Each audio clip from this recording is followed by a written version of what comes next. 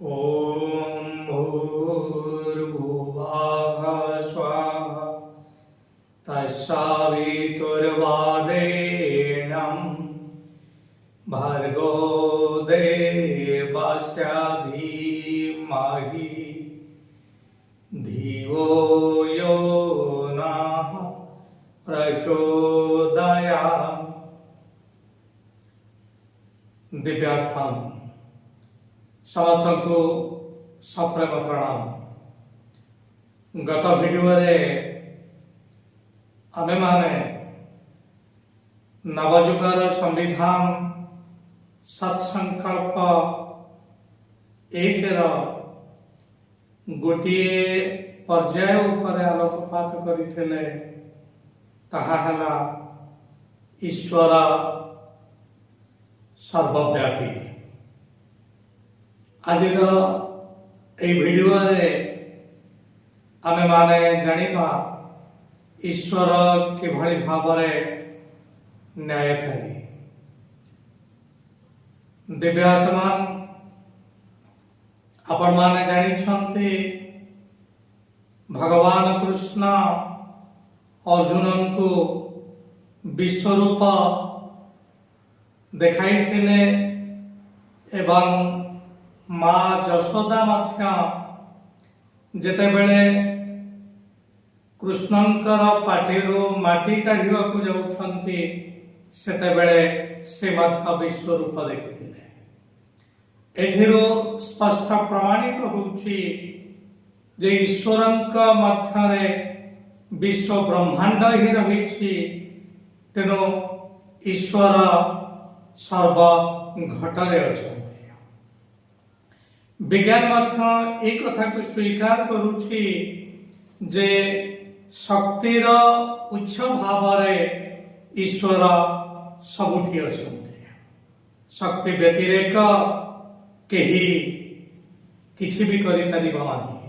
ताहा स्थितिज शक्ति हो कि गतिज शक्ति हो, शक्तिर स्रोत भावरे ईश्वर सबुठी अछंती। दिव्यात्मा आज आमे माने देखिबा ईश्वर किभଳି भावरे न्यायकारी। ईश्वरंकर न्याय रे सामान्यतम पक्षपातिता भी नहीं।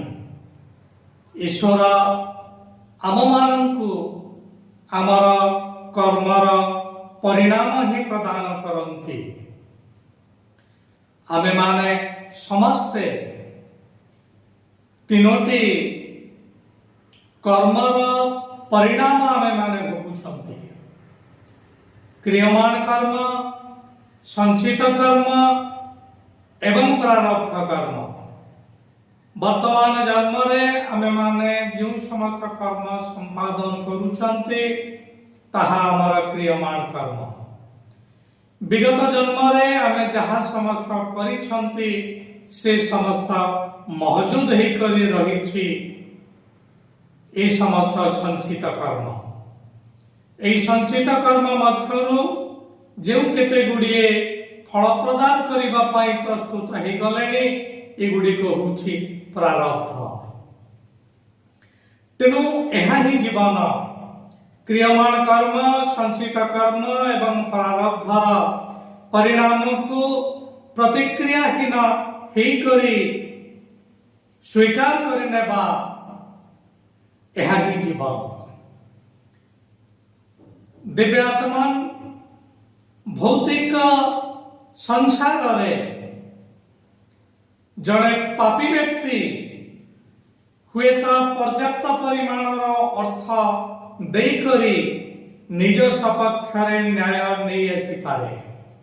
विचारपति को से उत्कोच प्रदान करि पारे, वकील को उत्कोच प्रदान करि पारे, जहा द्वारा निजर पाप हुए तो लोकलोचन को आसी न पारे, से जेल दंडर मुकुड़ी जाई पारे।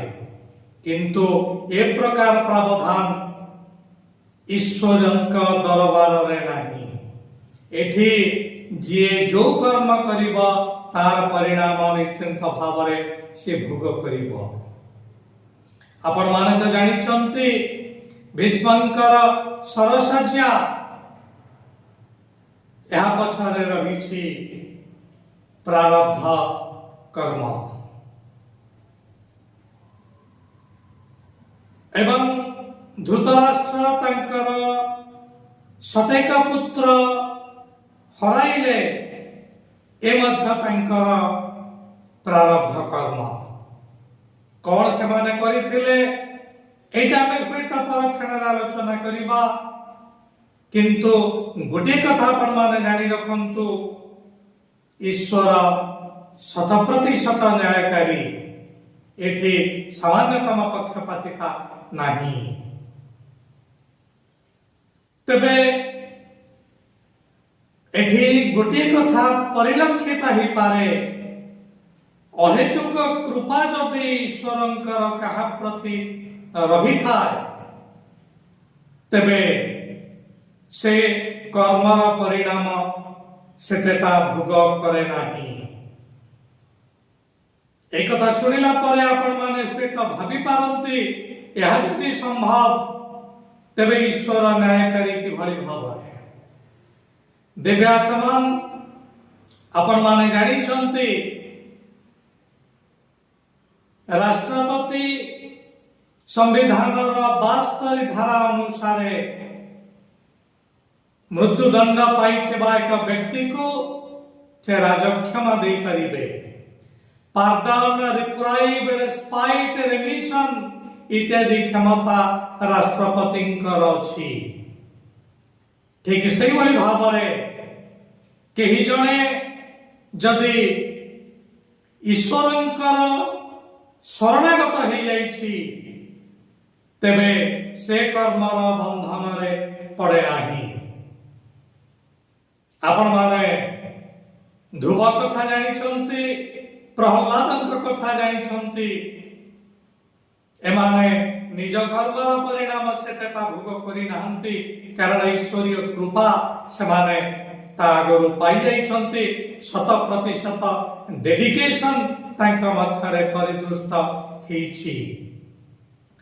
ତେଣୁ ରାଷ୍ଟ୍ରପତିଙ୍କର ଯେଭଳି ଭାବରେ ରାଜକ୍ଷମା ରହିଛି, ଅନୁରୂପ ଭାବରେ ଈଶ୍ୱରଙ୍କର ମଧ୍ୟ କୃପା ଯିଏ ପ୍ରାପ୍ତ ହେଇଛି, ସେ କର୍ମର ଅଧୀନ ହୁଏ ନାହିଁ, କର୍ମର ପରିଣାମ ସେ ଭୋଗ କରେ ନାହିଁ। ଆଉ ମଧ୍ୟ ଆପଣମାନେ ଜାଣିଛନ୍ତି, ଉଚିତ କର୍ମ ଦ୍ୱାରା ଆମେମାନେ ଆମର ପ୍ରାରବ୍ଧକୁ ବି କିଛି କାଟି ପାରିବା। ଆପଣମାନେ ଜାଣିଥିବେ, ପ୍ରାରବ୍ଧ ଦୁଇ ପ୍ରକାର, ସାଧାରଣ ପ୍ରାରବ୍ଧ ଏବଂ ତରତୀବ୍ର ପ୍ରାରବ୍ଧ। ତରତୀବ୍ର ପ୍ରାରବ୍ଧକୁ ନିଶ୍ଚିନ୍ତ ଭାବରେ ଭୋଗ କରିବାକୁ ପଡ଼ିବ, ଏଥିରୁ ମୁକ୍ତି ନାହିଁ। ଆପଣମାନଙ୍କୁ ମୁଁ ଏକ ସୁନ୍ଦର କଥାଟିଏ କହିବାକୁ ଚାହୁଁଛି। ଦୁଇ ଜଣ ସାଙ୍ଗ, ଜଣେ ନିତ୍ୟ ଉପାସନା କରୁଛି ଭଗବାନଙ୍କୁ, ସିଦ୍ଧ ମହାତ୍ମାଙ୍କ ନିକଟକୁ ଯାଇକରି ପ୍ରବଚନ ଶୁଣୁଛି, ସତ୍ସଙ୍ଗ କରୁଛି। ତାର ଆଉ ଏକ ସାଙ୍ଗ କୁସଙ୍ଗରେ ପଡ଼ିଛି, ବେଶ୍ୟାଳୟ ଗମନ କରୁଛି। ଯେତେବେଳେ ସମୟ ଅତିକ୍ରାନ୍ତ ହେଇଯାଇଛି, କିଛି ମାସ ବିତି ଯାଇଛି, ନିରନ୍ତର ଭଗବାନଙ୍କର ନାଁ ନଉଥିବା, ଈଶ୍ୱରଙ୍କର ନାଁ ନଉଥିବା, ସତ୍ସଙ୍ଗ କରୁଥିବା ଏହି ବ୍ୟକ୍ତି ଜଣକ ଯିବା ସମୟରେ ତା ଗୋଡ଼ରେ ଗୋଟିଏ କଣ୍ଟା ଫୁଟି ଯାଇଛି, ସେ ରକ୍ତାକ୍ତ ହେଇଯାଇଛି। ଅପରପକ୍ଷରେ ଏଇ ତାର ସାଙ୍ଗ ଜଣକ ଯିଏ ଭୁଲ ବାଟରେ ଯାଇଛି, ବେଶ୍ୟାଳୟ ଗମନ କରୁଛି, ସେ ଯିବା ସମୟରେ ଏକ ସୁନା ମୋହରଟିଏ ସେ ପାଇଛି। ଏହା ଜାଣିବା ପରେ ସତ୍ସଙ୍ଗ କରୁଥିବା ବ୍ୟକ୍ତି ଜଣକ ମନରୁ ଈଶ୍ୱରଙ୍କ ପ୍ରତି ଭକ୍ତି ଭାବଟା ଦୂରେଇ ଯାଇଛି। ଏବଂ এইটা কোন পাই ହେଲା, এইটা ଜାଣିବା ପାଇଁ ସିଦ୍ଧ ମହାତ୍ମାଙ୍କ ନିକଟକୁ ସେ ଯାଇଛି।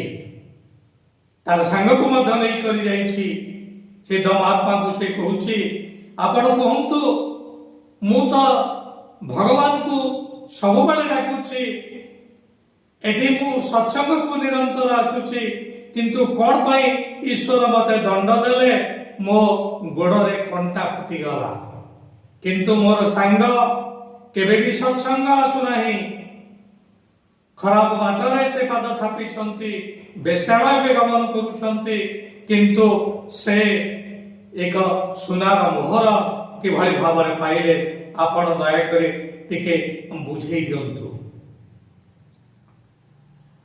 सिद्ध महात्मा ए दुई जन को कहउछंती जहाटा कहिछंती ताहा आमे माने सुनिबा कथा अति गुरुत्वपूर्ण कथाटी सत्संग जाउथिबा से व्यक्ति जनकु से कहिछंती पूर्व जन्म रे तुमे अनेक पाप करिछ से पाप पाई तुम्हारा मृत्यु जोग थिला किंतु ए जन्म रे क्रियमाण कर्म तुम्हारा टिके उन्नत हबारो तुमे सत्संग जाउछ भगवान कर ना नउछ ए दिव्य कर्म सहित जड़ित हेथिबारो तुम्हारा पापटा आस्ते आस्ते कमी कमी आसी करी कंठार आघात रे सरीगला जदि तुम्हें सत्संग करि न थांत क्रियमाण कर्म जदि उचित करि न थांत प्रारब्धर दुष्कृति तुमको निश्चिंत भाव मृत्यु दंड दे थांता किंतु तुम्हार बंधु पूर्व जन्म रे से बहुत भल काम करिछंती भल कार्यर परिणाम स्वरूप तांको राजसिंहासन प्राप्त होबार थिला किंतु ए जन्म रे तांकर क्रियमाण कर्म संपूर्ण भाव में दूषित हो जाइछि से बेश्यालय गमन करुछंती अपर को निर्यातना दउछंती केबे भी उचित कार्य करि नाहंती तेनु सेति पई तांकर पुण्यटा आस्ते आस्ते कमी कमी आसीछि तांकर सिंहासन प्राप्ति थिला किंतु सिंहासन प्राप्ति हे पारला नहीं तांकर पुण्य कमी कमी आसी करी एक सुना मोहर से पाइले तेणु वर्तमान कह भगवान कौन पक्षपातिता करिछंती कि आमे कर्मर परिणाम भोग करुछंती क्रियमाण कर्म एवं प्रारब्ध उभयर समीक्षा करी परम पिता ईश्वर आम मानू आमर प्राप्य प्रदान करुछंती तेणु दिव्यात्मान केवल क्रियमाण कर्म भल करदेले मनीष ऊपर स्तर को जीव नहीं क्रियमाण कर्म सहित तार प्रारब्ध मध्य उन्नत हेथिबा दरकार प्रारब्धर जदि किछि दुष्कृति थाए तेबे क्रियमाण कर्म उचित हेले भी ताहा माइनस हे जीव सेति पई आम मानकु समस्तंकु क्रियमाण कर्म को उचित करिबा सहित प्रारब्धर दुष्कृति को धोइबाकु पड़िबो दिव्यात्मान प्रारब्धर दुष्कृति को धोइबार गुरुत्वपूर्ण माध्यम होछि गायत्री महामंत्र एइति पई तो कहा जाय सप्तकोटि मंत्र मध्ये गायत्री नायका स्मृता इष्ट कार्यम समुद्धर्थम आदि देवाः उपासन्ते ए होछि गुरुत्वपूर्ण महामंत्र तेणु ए महामंत्र माध्यम रे प्रारब्धर दुष्कृति को आपण माने धोई दियंतु एवं निजर क्रियमाण कर्म को आपण माने भल करिवार प्रचेष्टा करंतु निश्चिंत भाव रे आपण मानकर जीवन बहुत ऊपर स्तर हे जीवन एणु ମୁଁ ଆଶା କରୁଛି ଆପଣମାନେ ନିଶ୍ଚିନ୍ତ ଭାବରେ ଜାଣିପାରିଥିବେ, ମୋର ବିଗତ ଭିଡିଓରେ ଜାଣିପାରିଥିବେ ଈଶ୍ୱର କିଭଳି ଭାବରେ ସର୍ବବ୍ୟାପୀ, ଏବଂ ଏ ଭିଡିଓ ମାଧ୍ୟମରେ ଆପଣମାନେ ନିଶ୍ଚିତ ଭାବରେ ଜାଣିପାରିଥିବେ ଈଶ୍ୱର କିଭଳି ଭାବରେ ନ୍ୟାୟକାରୀ। ଈଶ୍ୱର 100% ନ୍ୟାୟକାରୀ। ସାମାନ୍ୟତମ ପକ୍ଷପାତିତା ତାଙ୍କ ନିକଟରେ ନାହିଁ। ଆମମାନଙ୍କୁ ସେ ଆମର କର୍ମର ପରିଣାମ ହିଁ ଦିଅନ୍ତି। ଆମ୍ବ ଫଳ ଆମେ ପାଇବା ନାହିଁ ଯଦି ଆମେ ବବୁଲ ଗଛ ଲଗେଇବା। ଆମ୍ବ ଫଳ ପାଇବାକୁ ହେଲେ ଆମକୁ ଆମର ବୃକ୍ଷରୋପଣ କରିବାକୁ ପଡ଼ିବ। ଈଶ୍ୱର ଆମମାନଙ୍କୁ ଆମର କର୍ମର ପରିଣାମ ହିଁ ଦିଅନ୍ତି। ସେ 100% ନ୍ୟାୟକାରୀ। ତାଙ୍କ ନିକଟରେ ସାମାନ୍ୟତମ ପକ୍ଷପାତିତା ନାହିଁ। କାହା ପ୍ରତି ଯଦି କୃପା ରହିଛି ତେବେ ହୁଏତ କର୍ମର ବନ୍ଧନରେ ସେ ପଡ଼ି ନପାରେ। ଯେଭଳି ଭାବରେ ରାଷ୍ଟ୍ରପତି ଯାହାକୁ କନଫିଡେନ୍ସକୁ ନିଅନ୍ତି ତାଙ୍କର ମୃତ୍ୟୁଦଣ୍ଡକୁ ସେ ଲାଘବ କରିପାରନ୍ତି, ତାଙ୍କର ମୃତ୍ୟୁଦଣ୍ଡକୁ ସେ ସମ୍ପୂର୍ଣ୍ଣ ଭାବରେ କ୍ଷମା କରିପାରନ୍ତି। ଅନୁରୂପ ଭାବରେ ଈଶ୍ୱରଙ୍କର ମଧ୍ୟ ସେ କ୍ଷମତା ରହିଛି ଯେଉଁମାନେ ବାସ୍ତବରେ ଶରଣାଗତ। ତେଣୁ ଆସନ୍ତୁ ଆମେ ଆମର କ୍ରିୟମାଣ କର୍ମକୁ ଉଚିତ କରିବା, ପ୍ରାରବ୍ଧର ଦୁଷ୍କୃତିକୁ ଗାୟତ୍ରୀ ମହାମନ୍ତ୍ର ଦ୍ୱାରା ସମାନ କରିବାର ଚେଷ୍ଟା କରିବା, ଈଶ୍ୱରଙ୍କର ଶରଣାଗତ ହବା।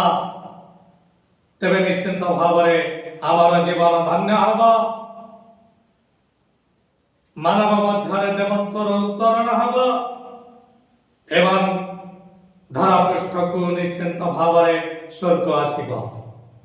ଆସନ୍ତୁ ସେହି ସର୍ବବ୍ୟାପୀ ନ୍ୟାୟକାରୀ ଈଶ୍ୱରଙ୍କୁ ଆମେ ଭକ୍ତି ଅର୍ଘ୍ୟ ଅର୍ପଣ କରିବା ଏବଂ ବିଶ୍ୱ କଲ୍ୟାଣ ଉଦ୍ଦେଶ୍ୟରେ ଶାନ୍ତି ପାଠ କରିବା। हे परम पिता ईश्वर ସମସ୍ତଙ୍କୁ ବାସ୍ତବ ସୁଖ ପ୍ରଦାନ କରନ୍ତୁ। ओम देव शांति अंतरिक्ष गम शांति पृथ्वी शांति रापः शांति रोषधयः शांति वनस्पतयः शांति विश्वे देवाः शांतिर्ब्रह्म शांति सर्वगम शांति शांतिरेव शांति सामा शांतिरेधि। ओम शांति।